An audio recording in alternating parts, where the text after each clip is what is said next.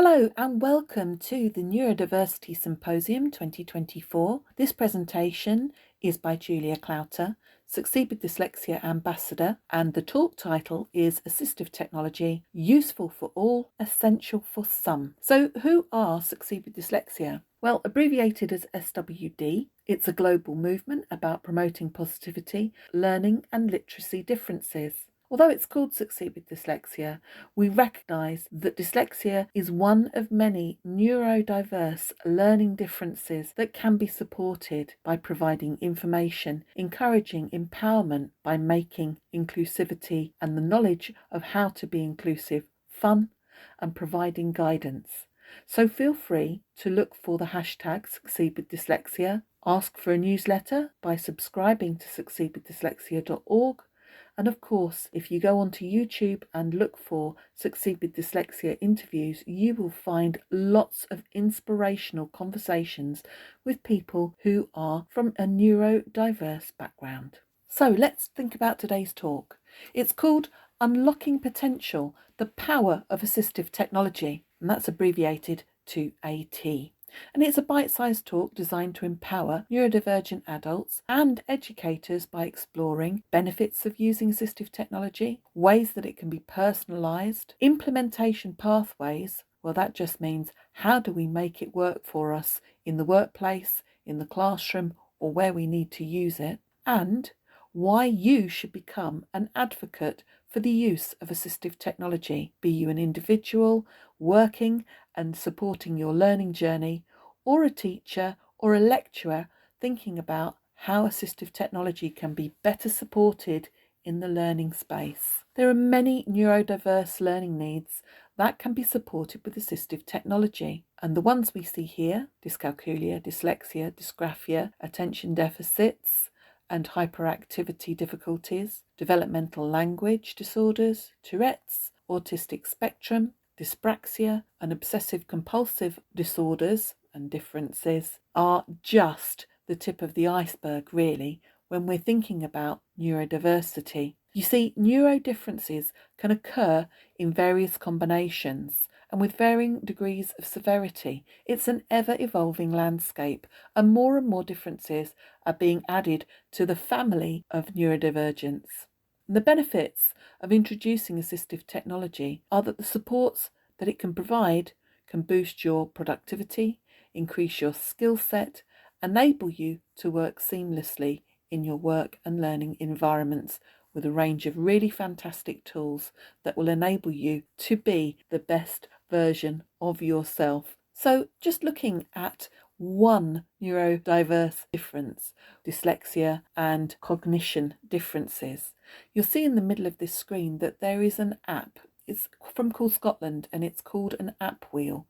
Cool Scotland are great. They have produced lots of these brilliant app wheels, and this one explores all of the apps that can support dyslexia. I think you'll agree that looks like an awful lot of additional supports that are available, and it just goes to show that the landscape is evolving and supports are growing. So in this evolving landscape, you will find there are assistive technologies for a whole range of differences. There are motability and physical aids, there are communication devices, and there are cognitive aids. Those are the three sections we tend to define as the areas of assistive technology support. And then within those groups, you'll find standalone supports. Those are things that you just take away with you and plug in and play, or adaptive tools. These are things that you can use just to improve how you go about doing particular tasks. There are accessibility applications and also integrated tools. These are the kind of tools that you are going to find in your computer or a platform.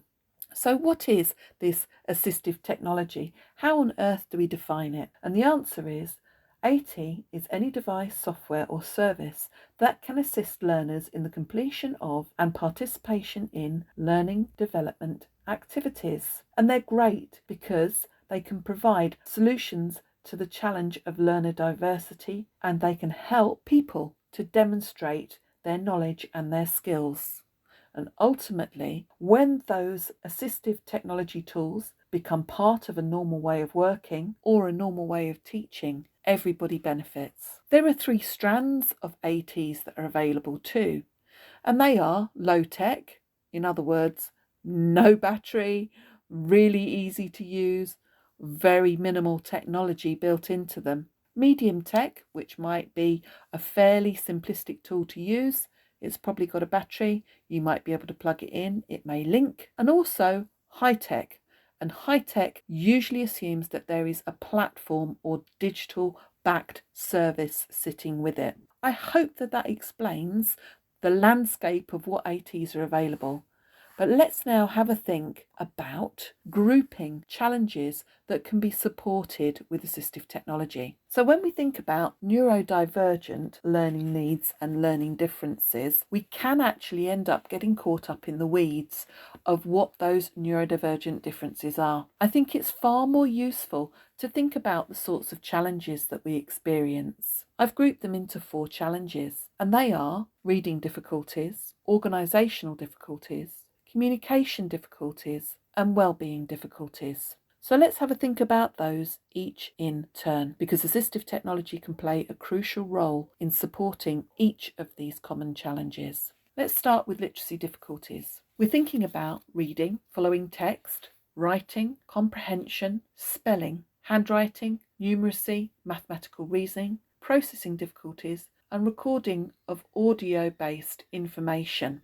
Now, I said that the neurodivergence doesn't really matter because there are so many co-occurring differences that sit within here.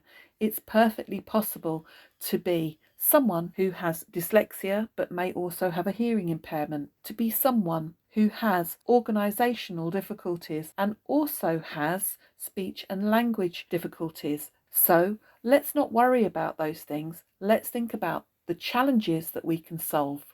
So I mentioned organisational difficulties.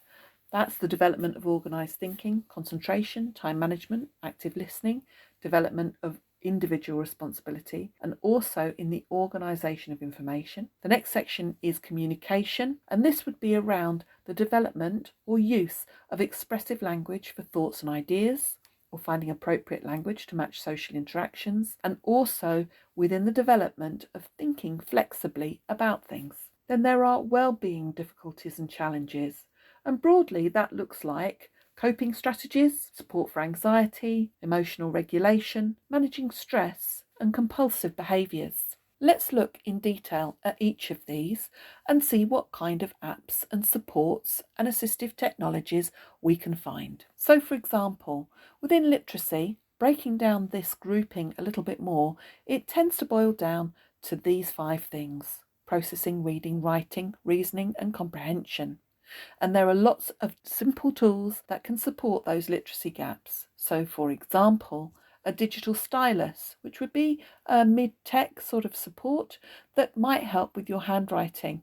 There are some brilliant apps that will enable you to program your handwriting style to be transferred to text if you are someone who does not necessarily like using a keyboard and using touch typing. Then there's tools that will help you directly with reading, like the C-Pen Reader Pen that is attached to the headphones. This is something that makes this assistive technology personal and portable. It's great to be able to be independent, to plug those headphones in and get the feedback and the support that you need for reading without anyone necessarily knowing what it is that you are doing or the support that you're getting. Read and Write is a piece of software. This is high tech from TextHelp, and it will enable you to decode information that's based on your computer. Another device that is great, an app, is called ClaroSpeak Plus, and this will enable you to log down your ideas quickly and efficiently. There are lots of supports within the field of literacy, but they don't all have to be high tech. In fact, there are many low-tech literacy supports that can be just as helpful, and it's great to know that you can have your own toolbox of supports, or if you're a teacher, a toolbox of supports in your classroom that contains very inexpensive tools that can be really helpful for people with neurodiverse learning differences. Examples of these are noise-cancelling headphones, which is great if you are someone with sensory challenges. Coloured overlays are really useful for some people who find that words jiggle around or they get very tired as they're reading. It's worth having these and sharing them and exploring them with students who may be experiencing reading fatigue. Other easy low-tech supports are coloured highlighters. The ability for printing of documents is incredibly helpful for some learners because it means they can just go on with the business of highlighting the important pieces of text. It can be very time-saving, particularly if you find writing challenging. My two top pieces of digital literacy support that are high-tech and platform-based are speech to text and text to speech. Let's look at these in turn. Speech to text. Wherever you find a microphone button or a dictate icon, you will find that you can speak directly and also get those words transcribed. It's also possible to use transcribe in Word documents to upload an audio file or just to record as you need to. There are many different apps that will help you with this. Here are some of them: Dragon Anywhere, Google Gboard, Windows 10 Speech Recognition, Apple Dictation, Otter AI, Brainier Pro, IBM Speech to Text, and Speech Notes Pro. Speech to text is probably one of the most underused and fantastic tools to support literacy, getting those ideas down and getting your thoughts along. You might be in your car, you might be on a bus. You can still use speech to text in order to record your thoughts and ideas. Text to speech we've already seen in that clever reading pen. What the reading pen does is as you run it along a page, it will speak that text back to you. But text-to-speech can also be found in immersive readers. If you have a bar across the top of your page, the Read and Write app enabled on your computer, it will also enable you to read anything that is written on a screen. That's because it is highlighting each word as it reads it back to you. One of the great ways that I use text-to-speech all of the time is for proofreading my work. Once I have written something, I always listen to it back to ensure that I have got the flow correct, that I've got the punctuation correct, and that I've not put the wrong word in the wrong place. So thinking about implementation pathways, we know that good assistive technology is necessary for many people, but actually for some people it's really essential. So if you have a student who is using assistive technology in your classroom, or if you need to use it, you need to be an advocate for those tools that you want to use. In the workplace, employability strategies may mean that it's really helpful for you to be making audio notes or using transcription tools so that you can ensure that you are following all the instructions that you need to correctly. I would suggest that everybody can be motivated by assistive technology, providing you differentiate for the kind of success that you want to achieve. So, for example, if you want to improve your fluency, look at tools that will improve your vocabulary building. If you want to improve your study skills, look at tools that will support your researching. Let's look at some of these other areas that can be supported with assistive technology. Organisation, I'm thinking about organised thinking, aiding the memory, concentration, management of time, and the limitation of mistakes can be supported with things like OneNote digital planners. Online to-do lists like Remember the Milk can be incredibly helpful. And there are also smart supports. Timers hold you accountable to get something done in a particular time period, and it can be very motivational. Communication. This is about using your preferred way of working with contacts and also with your workflow. It's great to use visual supports for language, for ideas, and because they scaffold your communication. Communication tools also help you with connectivity and can help with remote thinking with a group of people in a flexible way. So here are some examples. Widget provides visual symbols and is a great way of organising information that is difficult to express. Pages can be helpful to make sure you are in the right place at the right time, along with other apps that will let you know where you need to be, what you need to do, who might be meeting you, and they just take the edge off anxiety around change because people can let you know that there's going to be change in your routine. When you go into the workplace and you realise that you might need these additional tools, it's a good time to think about Access to Work because they can also give you advice about assistive technology tools that you might be eligible for. Well-being. I know that coping strategies for support for anxiety, emotional regulation, managing stress, and also managing compulsive behaviours can be really tricky. So it's great to know that there are high quality supports available for this. For example, tools that will play binaural audio beats. You can plug in your headphones or Bluetooth to these kind of devices so that you get a steady background noise, which can be quite soothing. There's a great app called NoCD.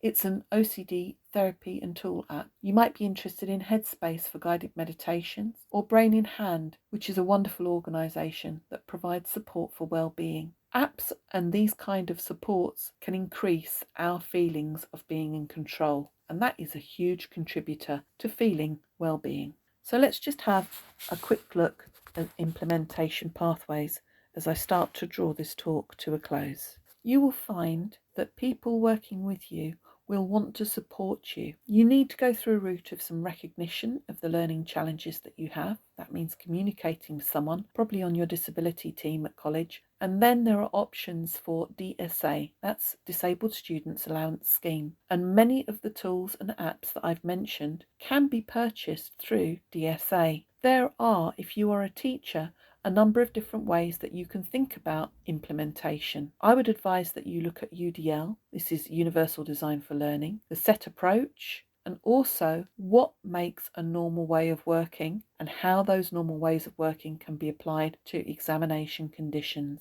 And finally, we hope that teachers will also embed the use of assistive technologies as part of their normal way of teaching, because that really shares the message that AT is for everybody. Digital champions are so valuable and university because they provide the role modelling of how things can be used successfully. So it's great to get people unboxing and talking about the ATs that they use on your intranet. Other people who need to think about implementation are your e-safety and your tech teams. Very often they're the people you will go to when things break down. So ensuring they know about the types of tools that are being used and supported is very important. Final few thoughts. There is a guide called the NASEN AT Mini Guide, and it has lists of supporting tools that can be found by the 4 broad areas of need: cognition and learning, communication and interaction, sensory and or physical needs, and social, emotional, mental health differences. So this is what the guide looks like. It's the NASEN AT Mini Guide. Please go ahead, get your free copy from NASEN. You just need to join as a member for free, and then you can download this booklet.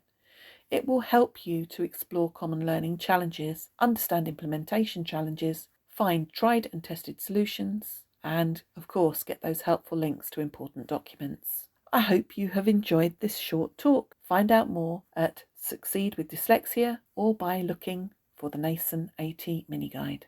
Thank you.